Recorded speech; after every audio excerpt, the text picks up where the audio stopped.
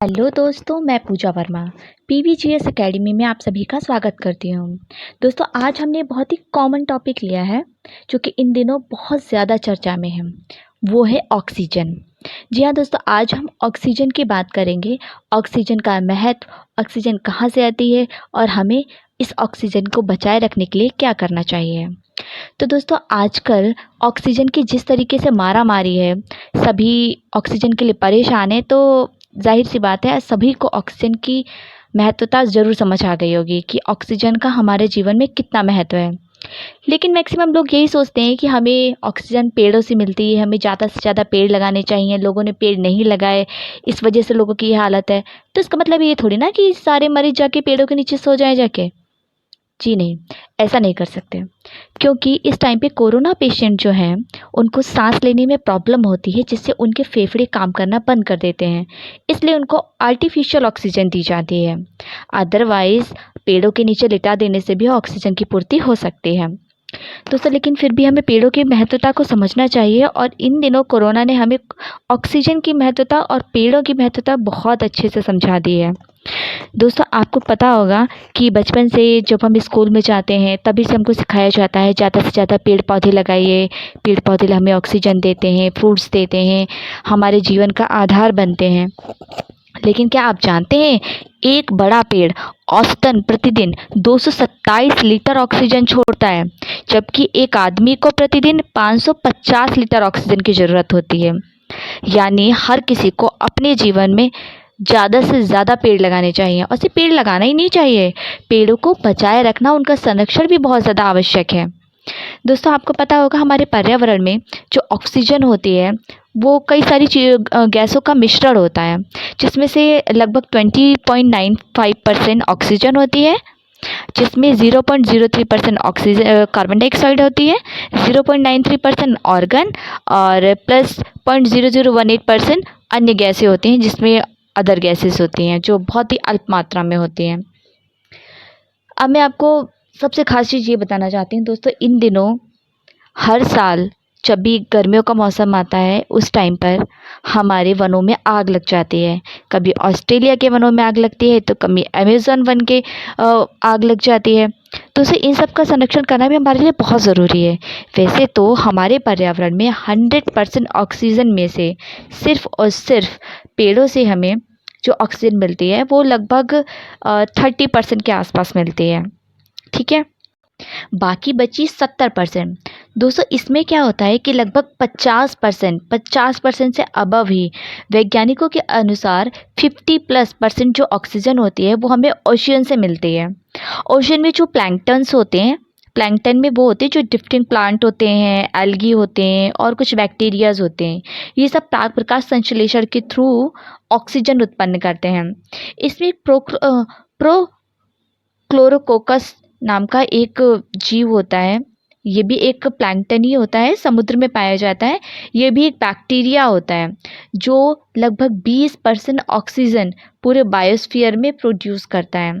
यानी दोस्तों, 70+% जो ऑक्सीजन होती है वो हमें ओशियन से मिलती है।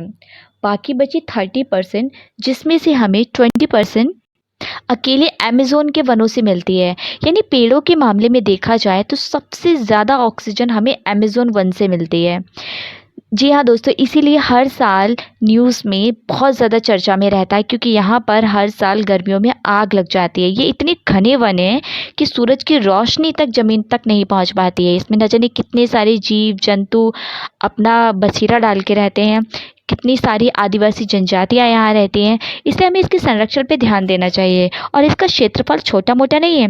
दक्षिण अमेरिका के 9 देशों तक इसका विस्तृत क्षेत्रफल है, जिसमें सबसे ज़्यादा ये ब्राज़ील में 60%, पेरू में 11.3%, कोलंबिया में 6.95%, बोलीविया में 6.8%, वेनेजुएला में 6.7%, और जो बचा खुचा है वो सूरीनाम, गुयाना, फ्रेंच गुयाना और इक्वाडोर में फैला हुआ है। मतलब इसका टोटल विस्तार 1.7 बिलियन एकड़ में है, यानी 2.1 मिलियन वर्ग मील तक। तो आप खुद सोचिए, इतना बड़ा वन जिसे पृथ्वी का फेफड़ा कहा जाता है, जो 20% हमारे ऑक्सीजन में योगदान देता है, तो जाहिर सी बात है बहुत ज़्यादा इम्पॉर्टेंट है हमारे लिए।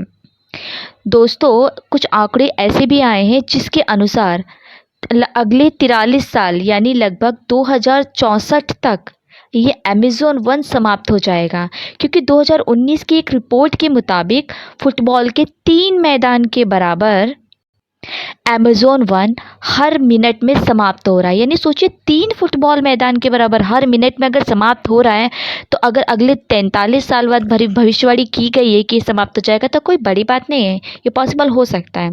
इसके सबसे बड़े रीज़न तो आप सबके सामने ही है, ग्लोबल वार्मिंग, हर साल वनों में आग की समस्या, वनों की अंधाधुंध कटाई। ये सब क्या दिखाते हैं? यही दिखाते हैं कि अमेज़न वनों का बहुत शीघ्र ही समाप्त होने वाला है।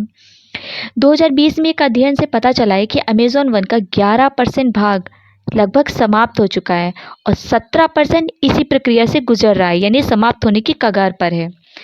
तो हम सबका ये फ़र्ज़ बनता है कि अपने जीवन में ज़्यादा से ज़्यादा पेड़ लगाएं और ब्राज़ीलियन सरकार को ये समझना होगा कि ये अमेज़न वन सिर्फ ब्राज़ील या दक्षिण अमेरिका के लिए ही नहीं, अभी तो पूरी पृथ्वी के लिए वरदान है। प्लीज़ इसे बचाने में अपना सहयोग दें। दोस्तों, ऑक्सीजन के बारे में थोड़ी सी बेसिक इन्फॉर्मेशन भी मैं आपको दे देती हूँ। दरअसल दोस्तों, धरती पर ऑक्सीजन का एकमात्र माध्यम प्रकाश संश्लेषण ही है, जो कि 2 प्रकार से होता है, एक ऑक्सीजेनिक और दूसरा एनऑक्सीजेनिक। नेक्स्ट बात, यह रंगहीन, स्वादहीन, गंधरहित गैस है और इसकी खोज जे प्रीस्टले और CW शेले ने की थी। तो दोस्तों, यह हो गई बेसिक बात, ये आप सभी को पता होनी चाहिए ऑक्सीजन के बारे में। और जिस हिसाब से हम लोग ऑक्सीजन के लिए परेशान हो रहे हैं, आगे आने वाले वर्षों में धीरे धीरे अंधानुकरण की वजह से औद्योगिकरण का अंधानुकरण होगा और कंक्रीट के जंगल खड़े होते जा रहे हैं दिन प्रतिदिन, जिससे कि आगे चल के वनों का ह्रास बहुत तेज़ी से होगा। और आपने देखा भी होगा, बचपन से आप बड़े हो गए हैं, पहले रोड की इस दोनों तरफ कई बड़े-बड़े पेड़-पौधे आसानी से मिल जाया करते थे। आज की डेट में पेड़-पौधे आसानी से मिलते भी नहीं हैं। पीपल, बरगद जैसे पेड़ जो कि बहुत ज़्यादा मात्रा में ऑक्सीजन छोड़ते हैं, वो भी लोगों ने काटने शुरू कर दिए हैं। हमारी धार्मिक मान्यताओं के अनुसार पहले लोग कहा करते थे, पीपल, बरगद के पेड़ को नहीं काटना चाहिए, इस पर देवता का वास होता है। दरअसल बात ये होती है कि ये सबसे ज़्यादा ऑक्सीजन छोड़ते हैं। इस वजह से इसको धार्मिक रूप दिया गया। तब लोग समझ जाते थे धार्मिक मान्यता के अनुसार। अब साइंटिफिक रीज़न से भी लोग नहीं समझते हैं। लोग इस कदर औद्योगिकरण की रेस में भाग ले चुके हैं कि उन्हें समझ नहीं आता कि वो अपने भविष्य को गर्त में ढकेल रहे हैं। दोस्तों, मेरी आप सभी से ये रिक्वेस्ट है, अपने आसपास पेड़ों को लगाएं और इनको बचाए रखने में अपना योगदान दें, ताकि जैसे अभी सिचुएशन हो रही है ऑक्सीजन को लेकर, इतनी आगे ना हो। क्योंकि आज की डेट में शुद्ध सांस लेना भी बहुत मुश्किल है। दिल्ली, मुंबई, चेन्नई, बैंगलोर ऐसे बड़े शहरों में आज की डेट में शुद्ध सांस मिलती नहीं है। हाँ, यहाँ जो हर दिन रहते हैं उन लोगों को आदत पड़ चुकी है, लेकिन जो लोग बाहर से आते हैं उनका दम घुटता है, यहाँ सांस नहीं ले पाते हैं। आगे चल के सिचुएशन और क्रिटिकल हो, इससे बेहतर है आज ही हमें जागना होगा और वनों का संरक्षण करने में अपना योगदान देना होगा। दोस्तों, जितनी बड़ी आबादी है सिर्फ हमारे देश की है। अगर हर कोई इसमें अपना अपना सहयोग और योगदान दे, तो आगे चल के हमें परेशानी बिल्कुल नहीं होने वाली। तो दोस्तों, अगर आपको मेरा वीडियो अच्छा लगे तो प्लीज़ आप इसे लाइक करें, अपने दोस्तों में शेयर करें और आज ही हमारे चैनल PVGS अकेडमी को सब्सक्राइब करें और बेल आइकन दबाना बिल्कुल ना भूलें, जिससे इस तरीके के इम्पॉर्टेंट वीडियोज़ के नोटिफिकेशन आपको मिलते रहें। थैंक यू दोस्तों।